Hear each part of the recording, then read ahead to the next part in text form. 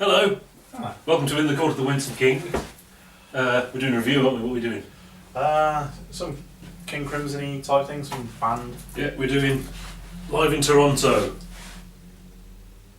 Yeah, we've got to move this first, okay? Yeah. So yeah, it's in a way, this is the live album of the show we saw, which we've already reviewed. Yeah. And the question is, what are we really going to be saying? So yeah, I think it is basically because it's that live album of our show. There isn't that much to say that we've not already said. Yeah. But you know, compare it to Live at the Orpheum, which is what most people are going to be doing. The sound is in your face, is open, is everything. You know, a lot of people complained about the mix of Live at the Orpheum. It was a safe mix. It wasn't a mix, and we had no concept of the drums. And here you hear it. But not only that, Tony Levin is clear as a bell, and that's the only thing we complained about, really, wasn't it? At the show, that in the mix, he was kind of lost in the mix a bit. You can hear him really clearly on this. So this is it. And really, Live at the Orpheum is defunct, pretty much, unless you want One Red Nightmare. This replaces it completely for me. It will be forgotten as an obscure LP that was part of promoting a tour. You know. Yeah. One of the things we should definitely talk about is obviously VROOOM, Yeah. because we didn't see that. No? There was part of me that's a bit disappointed we didn't get to see that, obviously. And it is VROOOM with saxophone, and it's weird how it feels right. That kind of riff is saxophone, but of course the reason is it's obviously a tongue-in-cheek spin on which was written by Ian MacDonald. Yeah. So probably on saxophone. But I love the way he doesn't play it through the whole thing and completely sax it up. He basically does it and avoids the guitar. So when the guitar's playing, he's not playing. And that's great. And he sort of cuts to the main riff as well. So he is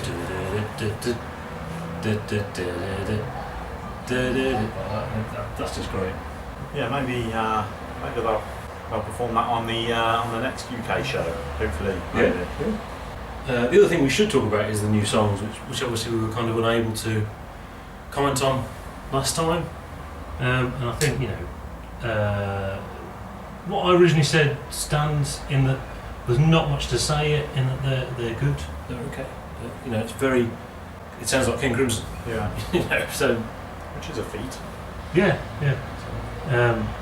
And very much modern King Crimson. So in the way level 5 is kind of defines the recent albums, and it's a continuation of that very much.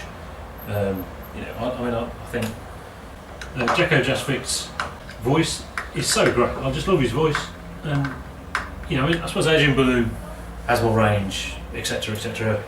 But it's nice to have someone more with that European sensibility of John Wenton, but not John Wenton now. Obviously, John Wenton when he was young, and that raspiness and that. But Jakko's got more of a jazziness to his voice as well, and I really like that.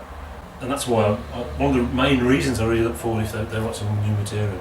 Yeah. Maybe they'll write some in the song. I think they need to, because at the moment it doesn't feel like it's a new incarnation of King Crimson. Mm-hmm. It feels like a band put together to play King Crimson songs and do a tour. Yeah. I think they really need to produce a new album to say this is the new King Crimson. This is the new King Crimson. There's not much. How much more stuff are we going to get from King Crimson? As we saw before, this feels like a farewell sort of jaunt. It was reminiscent of the live that we went to, simply because it's so familiar. The tracks are very, very similar. Say one track difference. But you're only really going to appreciate the drums if you've got a super duper sound system. Yes, true. Yeah. So if you're like a complete muso with £2,000 amplifier and £5,000 speakers or something like that, then you're really going to love this. Yeah, Larks Tongues Part 1 is the start of the show. There's no doubt about that. And that was the thing on the Orpheum, the biggest thing. They're playing Larks Tongues, that's been Part 1. Yeah, well, way to open them. I know. And it doesn't disappoint. And controversial, that's the best version. I have to say it, and bear in mind, I'm not happy with the recording of the album version. I'm not, there's nothing else that's definitive. You've got the Guildford version, 72, but there's tons of distortion on it, so that can't be the best version, you know. And this is just, you know, surround sound, everything's performed live, all the intros on there with all the percussion and everything.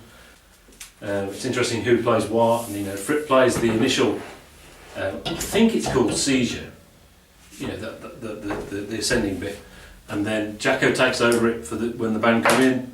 But when Fripp gets to the jangly, if you like, the banjo bit, he plays a much more sort of modern Fripp sustainy solo instead, which is great because it's different. Yeah.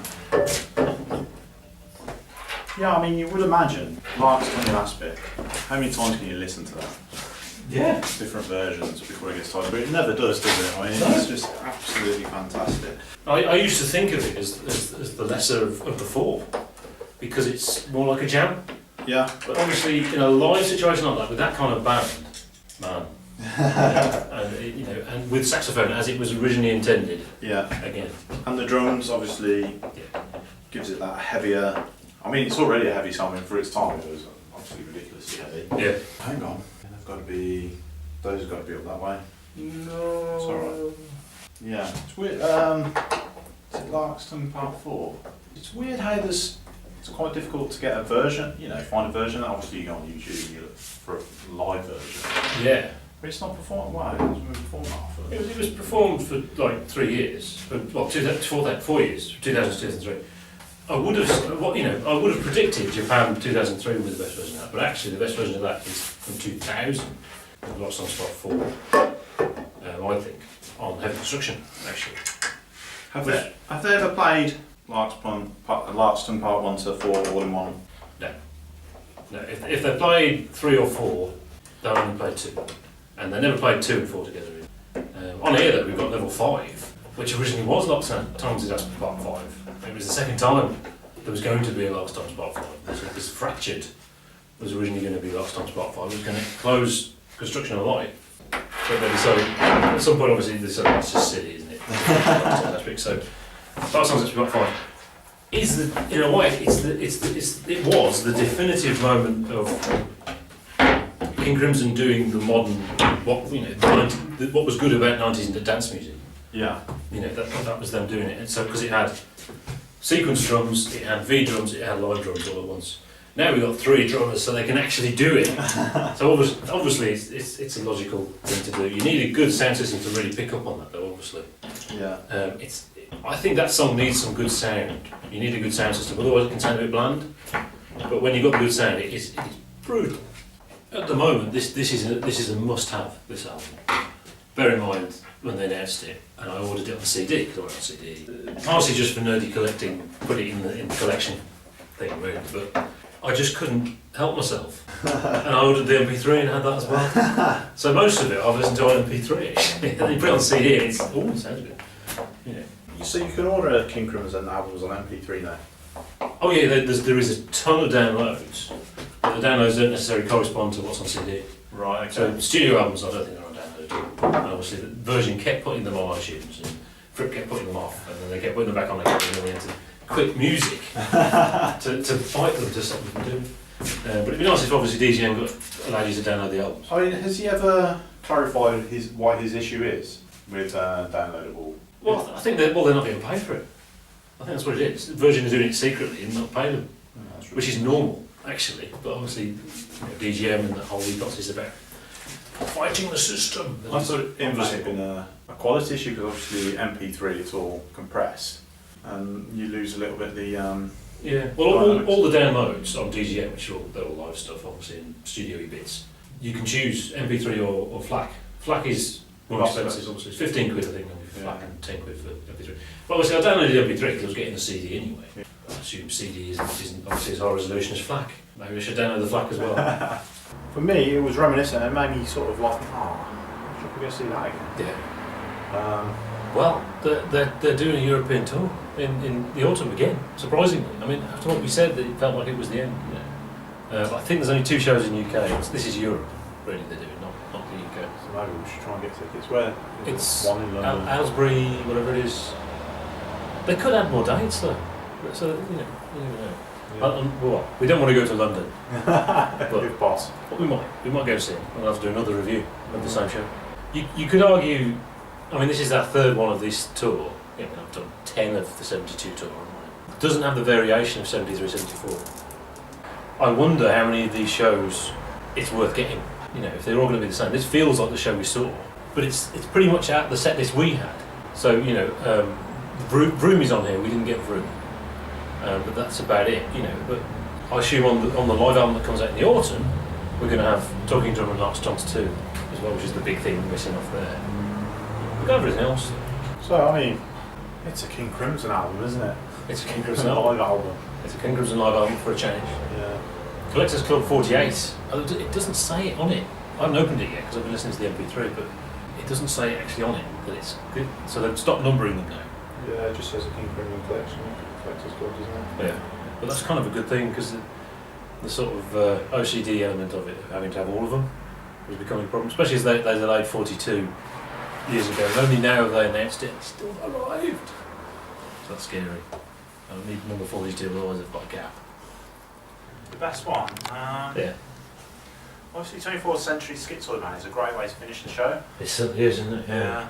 And opening it with Larks Tongues is He's awesome as well, yeah. it's really difficult. I think it was Red that really sort of got me thinking of The concert we went to? Yeah, because those three drummers Yeah. going. So I suddenly realised, oh, hang on, yeah, this is it. Oh, yeah, that was good. Yeah, obviously, the drums are never going to be as in your face as they were when we were there. Yeah. And a lot of the sound was way biased in drums, probably due to our seats. Yeah. Because we got a lot of acoustic sound from Pat Massalotto, didn't we? So, Yeah. and obviously here it's more mixed, but it's not on the Orpheum where the drums are very quiet. Yeah. You can hear everything. Well, at the Orpheum, the criticism was, well, there's 3 drummers there, but Yeah, it's so low in the mix. It was really a safe mix, wasn't it? It wasn't it? Didn't really mean anything. Yeah. I mean, what's your favourite bit of the album? I think it's got to be Larks Tongues. It's got to be Larks Tongues. Yeah. Quite well. Then again, we haven't heard them doing Talking Drum and Larks Tongues Part 2. I mean, that might be absolutely brutal. Yeah. Can't imagine. Obviously, it feels like the whole setup's for Talking Drums, really. I mean, Yeah. No, I love the middle section of Easy Money. And I remember at the concert as well, it was like, might have been at the concert, apart from Larks Tongues, that might be my favourite bit when we were at the concert. And I really like the middle section. It is clear they've got better. I mean, remember Orpheum is from 2014, so it's a year before, and I think Schizoid Man is very comparable. Now, obviously Schizoid Man isn't on Live at the Orpheum. Should have been. Should have been. But it's actually not on it. It turned out it was on the picture disc version. It was the picture disc EP of like 3 tracks, but we got it, fortunately, on the 2015 box. It's the last track on the 2015 box. Yeah. And this Schizoid Man, you can hear how they're essentially doing the same set, but the energy, the drum solo is much better, all of that, and that really shows that they've got better.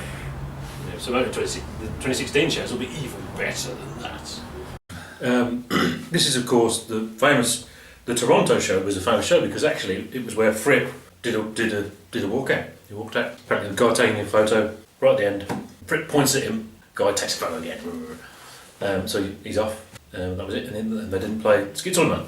So obviously the question was, hang on a minute, what's Schizoid Man on here then? They did 2 shows. Actually, this is the show the next day.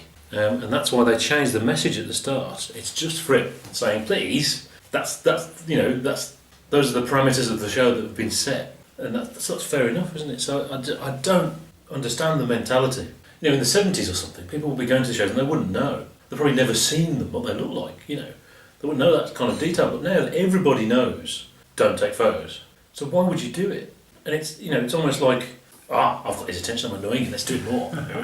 Why would you go there and do that? I do not understand. Yeah, I have to admit, I don't fully understand Robert Fripp's aversion to it. I actually think the Threshold Soundscape is ridiculous. Yeah, it is. It is. But yeah, it's almost like meditation. Well, yeah, that's exactly what it is. Yeah, he needs that to do it, but that's not the point, is it? I mean, I don't understand why it's so distracting. Maybe if he's got sensitive eyes, he can take his eyes, flashes, etc., etc. But it's just that's the parameters that have been set. Yeah. So that's what you follow. It doesn't have to please don't do this. Well, don't do it then. Well, I don't agree, so I'm going to take photos of you. But yeah, I completely understand why it's so bad. If you go to a concert, you pay, whatever it is, 50 quid, whatever, to go to a concert. Have you got a right to take photos? Really? I mean... Only, well, you have if that depends what the parameters are, what you're paying for, isn't it? You're paying for going to see Crimson, access to the venue, and the band will be there. That's what you've paid for, nothing else. And part of that agreement is, don't take a photo, isn't it? Now, another concert, if there's nothing about that, you will see a sea of phones, and that's fair enough, isn't it? Because I want to take pictures. You know, I'm lending my parents my phone, so they can have some nice HD stuff of ELO. And I'm sure they'll see a sea of phones, you know, which is fair enough as well. I think they should post the ticket prices, £55, £5 discount for no photos allowed. Yeah. This is a no photo concert. Just to make it clear, like, because I could imagine going, if you're not like a massive fan but you fancy going to see King Crimson, you pay quite a bit of money for a ticket, you'd feel quite aggrieved that you can't take a photo there. And that I can sort of, yeah, I could understand that mentality a little bit. Yeah, I mean, I did like, they didn't say this at the concert we were at, but I did like the fact he did say, Tony Devlin picks up his camera, you can take photos. So there is an opportunity to take photos actually, and apparently at the start people were down the front taking photos as well. So you can, but not during the performance. Yeah, okay, that makes sense. So I'm with Fripp on the fact that, yeah, they shouldn't do it, because they've been asked not to do it and everybody knows you shouldn't do it, and you could jeopardise the show for everybody. Well, even if Fripp's response is unreasonable, if you know that's what's going to happen, why the hell would you do it? You wouldn't do it, would you? Yeah. So obviously the thing is that at the moment it's definitive, this album. It's an absolute must buy, but obviously we're going to get the proper live album in the autumn which will replace it. And hopefully it'll have all the songs, so we'll have Larks Tongues Part 2, Talking Drum, and anything else that's not on it, and one more Red Nightmare maybe, I don't know whether that was played. They did play Piece of Theme in Japan. Interestingly, not a huge deal, but pretty cool obviously to hear Jakko singing that. So obviously, you know, you need this album in your life to support this kind of release. You know, don't think, oh well, I did not the mix on the Orpheum, so I'm not buying any of the others. But I really like King Crimson. That's the wrong way to go, regardless of whether they fix that or not. You know, the mix is very different. It's very much more in your face. But you should support, you know, collectors' club releases. It's nice for them to release things on CD.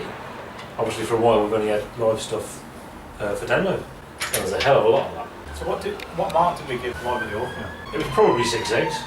Maybe Live at the Orpheum should be 5 eggs because of the absence of songs. It's interesting, well, I mean, obviously some songs are more exciting than others.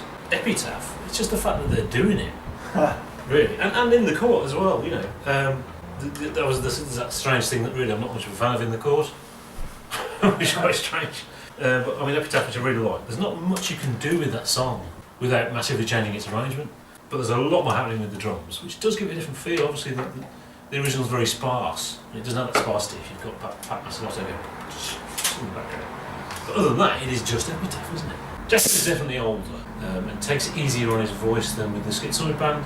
But then again, maybe it's a heavier tour, ridiculously long sets. So fair enough, you know. If there was any criticism, I don't think the Letters in the Sailor's Tale have the same timeless quality of some of the other stuff, maybe. We know they're awesome, I mean, I've already reviewed them, etc, etc. And now we've heard them so many times by this band. Obviously, it's great, you know, the sax playing is great, as always, and apart from the drumming, you know, Mel Collins is the star of the show in so many ways. But yeah, maybe those two, yeah. But they're towards the end of the show as well, so obviously by then you've heard an awful lot of stuff. It's impossible to egg these things. It's so exciting at the time, and I always give it 6 eggs. So 6 eggs. Yeah, I mean, I have an issue with live albums saying, you know, yeah, what is the point of a live album? All it does for me is make me want to go and see King Crimson again. Yeah. Really. Yeah. Which is the idea, I think. Yeah. So, next week. Oh yeah, so next week we're going to do, yeah, let's do Stephen Wilson. Okay. See you next week.